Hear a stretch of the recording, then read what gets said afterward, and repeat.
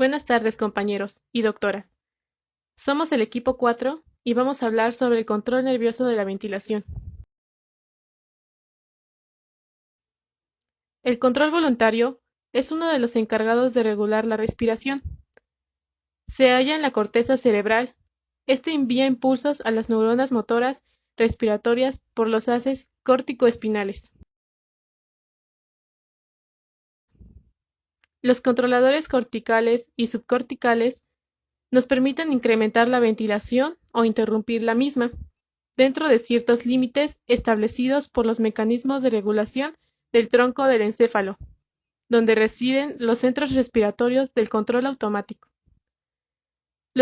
Los controladores corticales y subcorticales tienen acción sobre los centros de regulación automática o, directamente, sobre las motoneuronas espinales que inervan en los músculos respiratorios. Así, en motoneuronas de la médula espinal cervical, estimulan el diafragma mediante los nervios frénicos, y la médula espinal torácica estimulan los músculos intercostales externos. Sin embargo, los impulsos pueden llegar a la inervación de los músculos intercostales internos y algunos músculos. Entonces, con el control voluntario, un sujeto puede hiperventilar de manera voluntaria hasta que la disminución del flujo sanguíneo cerebral derivado de la hipocapnia o la disminución del dióxido de carbono se lo permita. En algunas actividades, el control voluntario puede prevalecer por encima de los estímulos del tronco del encéfalo, tal como la defecación, vómito, risa y el habla. Bien, ahora vamos a hablar sobre el control automático de la respiración. Dentro de este control automático, nosotros vamos a estudiar lo que van a ser los centros respiratorios. Estos centros respiratorios van a estar formados por varios grupos de neuronas, las cuales van a estar localizadas en nuestro bulbo raquídeo o médula oblongada y en la protuberancia puente del tronco encefálico. Estos grupos de neuronas van a estar divididos en tres principalmente. Va a ser nuestro centro respiratorio vulvar, el centro apnéustico y el centro neumotáxico. Primero vamos a tener a nuestro centro respiratorio vulvar. Este va a estar localizado en la formación reticular del bulbo raquídeo por debajo del piso del cuarto ventrículo. Este se va a diferenciar en dos grupos de neuronas. Vamos a tener al grupo respiratorio dorsal y al grupo respiratorio ventral.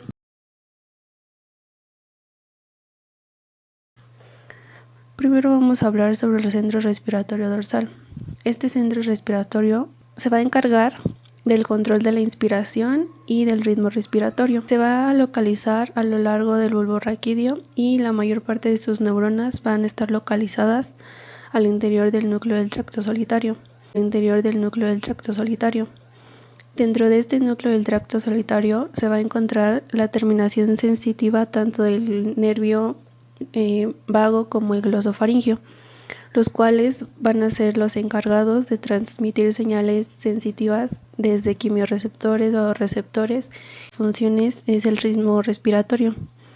Este ritmo respiratorio se va a dar a partir de una red neuronal localizada en el bulbo, la cual va a emitir descargas repetitivas de potenciales de acción neuronales inspiratorios, los cuales se van a encargar de darnos este ritmo básico de la respiración.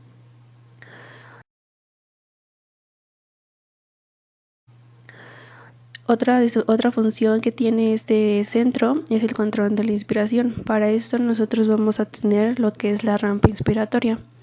Esta rampa inspiratoria es una señal nerviosa que se transmite hacia los músculos respiratorios, principalmente hacia el diafragma. Esta señal nerviosa en una respiración normal va a comenzar de manera débil y va a ir en aumento. Este aumento va a ser de forma continua a modo de rampa durante aproximadamente 2 segundos. Después de estos 2 segundos se va a dar lo que es durante los próximos 3 segundos.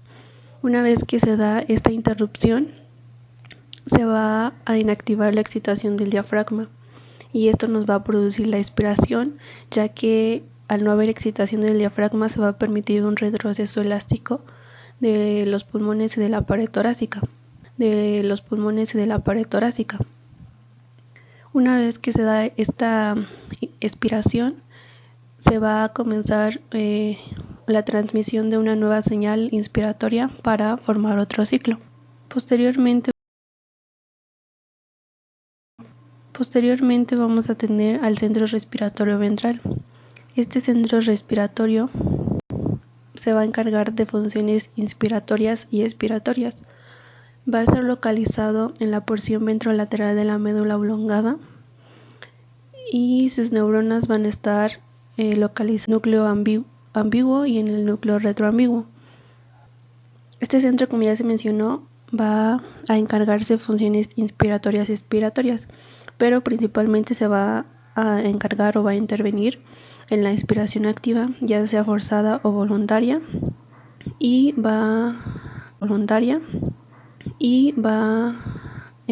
este centro va a permanecer inactivo en la fase fisiológica, por lo que se mencionó anteriormente de que la expiración se da a partir del retroceso elástico de los pulmones y de la pared torácica. Por lo tanto, la estimulación eléctrica de algunas van a producir expiración. Estas neuronas del centro respiratorio ventral son importantes para suministrar señales inspiratorias hacia los músculos abdominales durante una respiración muy intensa, y también actúan como un mecanismo de sobreestimulación necesarios niveles altos de ventilación pulmonar, especialmente durante un ejercicio intenso. Vamos a tener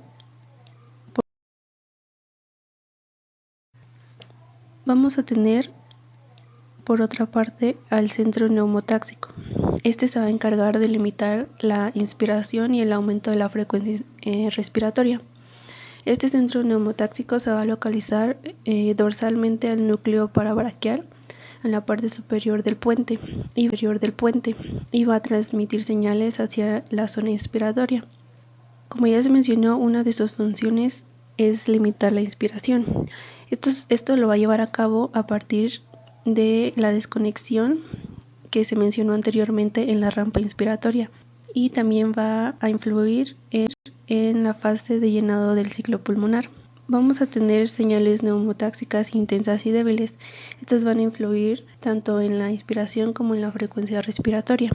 Cuando una señal neumotáxica es intensa, la inspiración podría durar solamente de 0.5 segundos, mientras que si la señal neumotáxica es débil, la inspiración puede durar de 5 a más segundos, y esto va a provocar que el llenado del pulmón sea mayor y por lo tanto tenga mayor aire. Otra de sus funciones es el aumento de la frecuencia respiratoria. Esto de igual manera se va a llevar a cabo por señales neumotáxicas. Si se tiene una señal neumotáxica intensa, se va a provocar un aumento de la frecuencia respiratoria de entre 30 a 40 respiraciones por minuto. Por el contrario, si la señal neumotáxica es débil, la frecuencia respiratoria va a disminuir de 3 a 5 respiraciones por minuto. Por último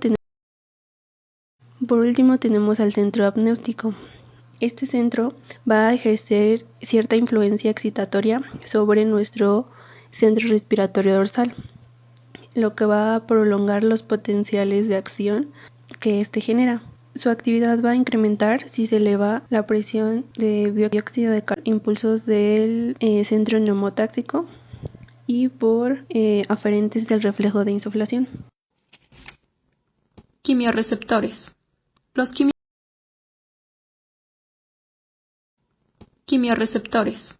Los quimioreceptores son sensores responsables de transmitir señales nerviosas al centro respiratorio para contribuir a la regulación de la actividad respiratoria.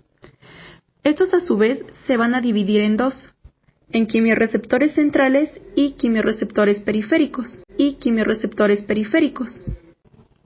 Los quimioreceptores centrales se van a localizar en la superficie ventral del bulbo raquídeo, o también mencionan que específicamente se hallan inmersos en el líquido extracelular encefálico. Estos quimiorreceptores van a ser sensibles a los cambios de la concentración de hidrogeniones, estimulan la ventilación. Si estos hidrogeniones disminuyen, inhiben la ventilación. Estos cambios de concentración dependen de la concentración de dióxido de carbono en el líquido cefalorraquídeo, lo cual a su vez depende de la presión de dióxido de carbono en la sangre arterial. Esto quiere decir que la presión de dióxido de carbono regula la ventilación por su efecto directo sobre el pH del líquido cefalorraquídeo y también por su capacidad de atravesar la barrera hematoencefálica. Por lo tanto, también, si hay un mayor aumento en la presión de dióxido de carbono, va a haber mayor estimulación en la ventilación. De lo contrario, si disminuye, inhibe la ventilación. Ahora vamos a hablar de los quimiorreceptores periféricos, los cuales la mayoría están ubicados en los cuerpos carotídeos. También hay algunos en los cuerpos aórticos y en menor cantidad en la región torácica y abdominal. Sin embargo, ahorita nos vamos a enfocar en los cuerpos carotídeos y aórticos.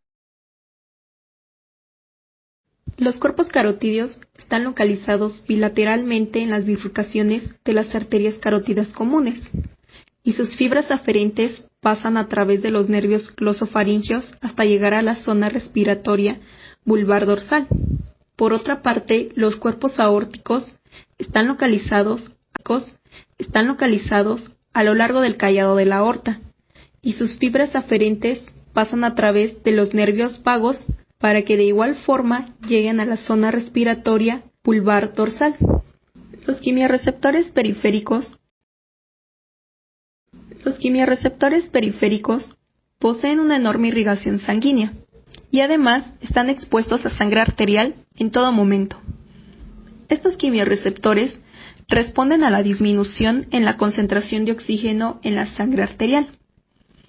Este efecto se puede mostrar en las gráficas de diferentes concentraciones de presión de oxígeno arterial sobre la frecuencia de transmisión de los impulsos nerviosos desde un cuerpo carotídeo. También podemos observar que la frecuencia de los impulsos es particularmente sensible a las modificaciones de la presión de oxígeno arterial en el intervalo de 60 milímetros de mercurio. Esto quiere decir que los quimiorreceptores periféricos van a ser muy sensibles a una hipoxemia. Además, estos también van a responder a las modificaciones en la presión de dióxido de carbono y el pH, aunque en menor medida.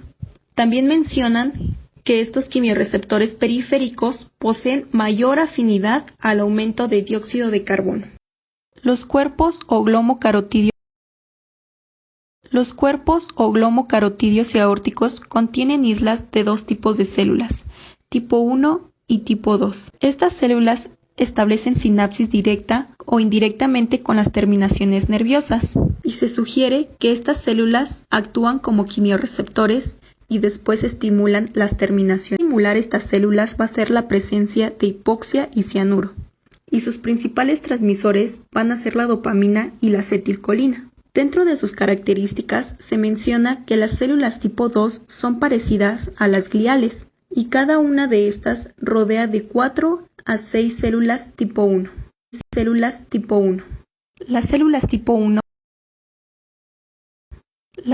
tipo 1 tienen un papel muy importante, debido a que tienen canales de potasio sensibles al oxígeno. Estos canales de potasio se inactivan cuando disminuyen los valores sanguíneos de la presión de oxígeno, lo que provoca la despolarización de las células y abre los canales de calcio. Cuando estos canales de calcio se provoca la despolarización de las células y abre los canales de calcio. Cuando estos canales de calcio se abren, aumenta la concentración intracelular de los iones de calcio, y esto a su vez estimula la liberación de un neurotransmisor, que como ya lo hemos visto puede ser dopamina o acetilcolina, al tener señales al sistema nervioso central y por lo tanto estimulan la respiración.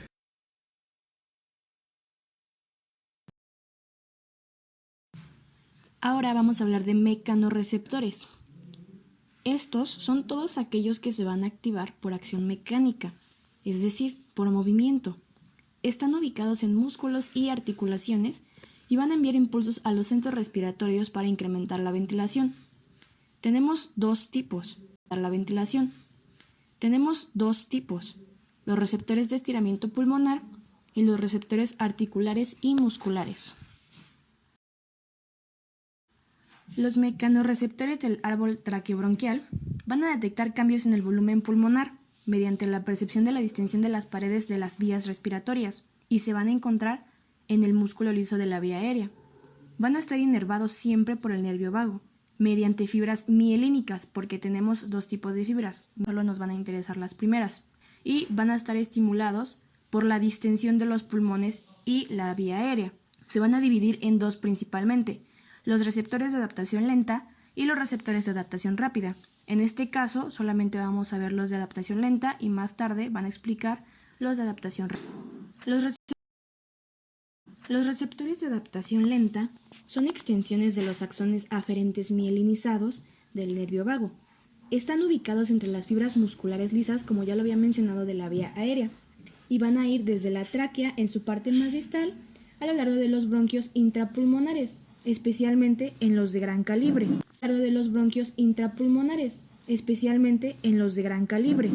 Aquí lo que nos interesa de la imagen es precisamente ver el trayecto del nervio vago por estas estructuras que ya mencioné, y ahorita les voy a enseñar otra imagen en donde se ejemplifica mejor. Aquí tenemos una imagen extraída del libro Netter, en donde podemos ver la inervación del sistema. Y como línea negra tendríamos a los receptores aferentes mielinizados de los que ya les platiqué. En este caso el que nos va a interesar es el del nervio vago, que va acompañado de la línea azul. Entonces, si seguimos las aferencias del mismo, pueden ser los irritativos, y más adelante mi compañera les va a hablar de ellos, pero en la parte inferior, en un saco alveolar, podemos ver un receptor de adaptación lenta, que ahí nos lo marca como un receptor de distensión. Se cree que los receptores de adaptación lenta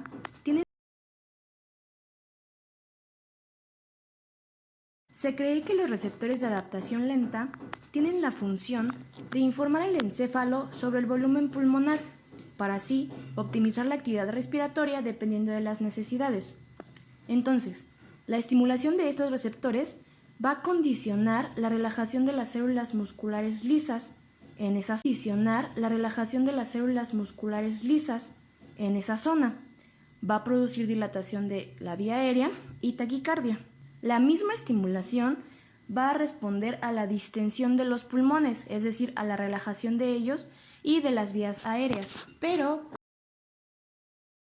¿cómo se va a dar esta respuesta? Va a iniciar con un aumento súbito de las descargas que después va a disminuir, es decir, se va a adaptar, pero lentamente, poco a poco, a lo largo del tiempo, y va a prolongar la expiración. Esto lo explica el reflejo de Herring-Brewer. El reflejo de Herring-Brewer es uno de los primeros ejemplos en fisiología de retroalimentación negativa.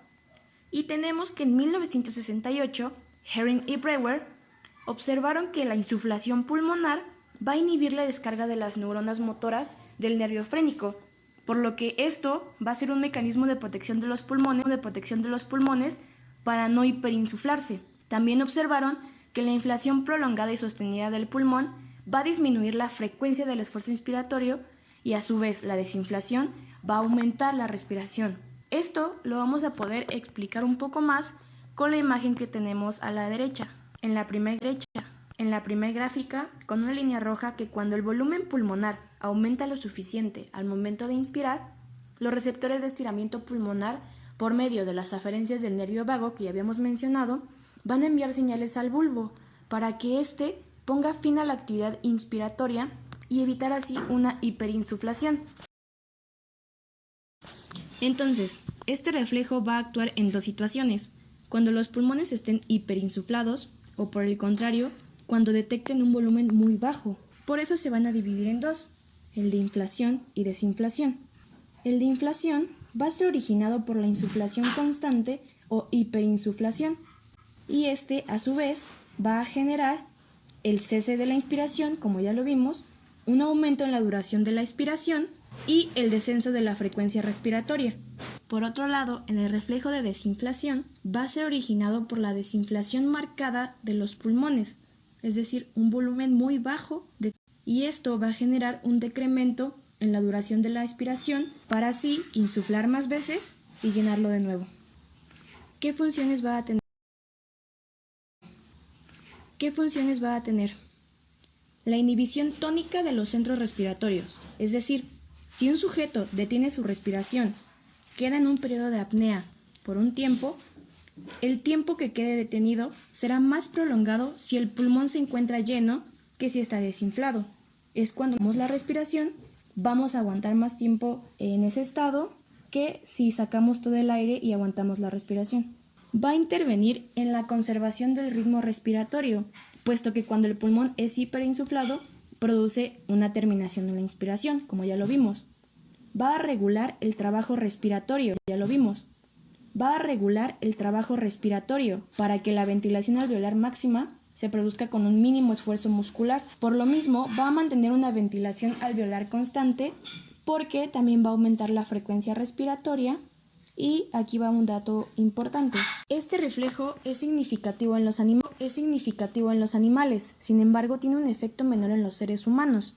Un siglo después, otro autor observó que el reflejo de inflación no va a operar en el ser humano a menos que el volumen inspirado sea sumamente exagerado, es decir, se va a manifestar ante incrementos del volumen corriente superiores a 3 litros o de la excesiva insuflación pulmonar. Sin embargo, se demostró que si está presente en los neonatos humanos, puede ser importante para controlar el volumen corriente durante la eupnea en lactantes humanos. Finalmente, vamos a hablar de los mecanorreceptores articulares y musculares. Estos van a detectar el movimiento de las extremidades y van a indicar al centro respiratorio que debe incrementar su frecuencia respiratoria. Esta información va a ser importante en la respuesta ventilatoria al ejercicio. Están situados en el diafragma, en los músculos intercostales y accesorios de la respiración y en las articulaciones costovertebrales y costoesternales. Estos van a responder al cambio en longitud, en tensión o movimiento de estas estructuras anatómicas. Los más conocidos son los primeros, los usos musculares. Estos van a responder a cambios de longitud del músculo y son responsables de la contracción muscular refleja al estiramiento. Son más abundantes en los músculos intercostales que en el diafragma. Después vienen los órganos tendinosos de Golgi, detectar la fuerza de la contracción muscular ejercida por los músculos de la respiración y van a estar situados en el punto de inserción de las fibras musculares con su tendón. Después, los propioceptores articulares. Estos van a captar los movimientos torácicos inducidos por la respiración. Ahora, ¿cómo lo hacen?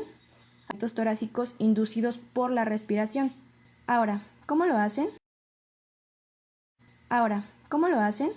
Algunos experimentos controlados de manera cuidadosa muestran que los movimientos activos y pasivos de las articulaciones van a estimular la respiración, tal vez porque los impulsos en las vías aferentes de los propioceptores, los músculos, tendones y articulaciones, van a estimular a las neuronas inspiratorias. La integración de la información captada por estos mecanorreceptores es muy compleja y se va a realizar tanto a nivel del segmento correspondiente de la médula espinal como del regulador central de la respiración, el bulbo. ¿Qué funciones tienen estos receptores?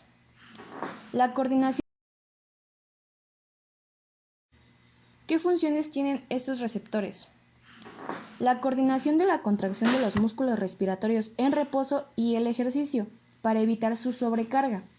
La profundidad y evolución temporal del ciclo inspiratorio y expiratorio. La aparición de disnea ante situaciones desfavorables para la función de los músculos. Respiratorios y son importantes en la respuesta ventilatoria precoz al ejercicio, como ya lo había mencionado previamente. Cuando una persona comienza a hacer ejercicio, una gran parte del aumento total de la ventilación es por vía química. La ventilación comienza inmediatamente cuando se inicia el ejercicio, antes de que haya tiempo para que se modifiquen las sustancias químicas de la sangre. Es probable que la mayor parte de este aumento se deba a señales neurógenas como ya vimos, que se transmiten directamente hacia el centro respiratorio del tronco encefálico y al mismo tiempo que las señales se dirigen hacia los músculos del cuerpo para ocasionar esta contracción muscular. Como ya sabemos, en los pulmones hay sensores que informan al sistema nervioso central sobre la existencia de cuerpos extraños, irritantes químicos o agresiones inmunitarias. Esto va a servir para brindar una protección a los pulmones. Como ya también mencionamos anteriormente, tenemos receptores de fibras mielinizadas y no mielinizadas. En estas, a su vez, vamos a tener una subclasificación que van a ser receptores de adaptación lenta y receptores de adaptación rápida o fibra C.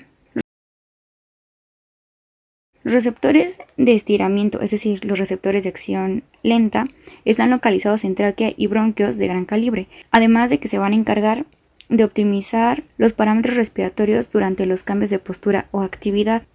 En cuanto a los receptores de acción rápida, que están ubicados en vías aéreas, en su epitelio y su de estos receptores, va a estar dada por la exposición a irritantes químicos o mecánicos, como el humo del tabaco, las partículas de polvo, la histamina, las prostaglandinas, la bradicinina, el amoníaco o el éter.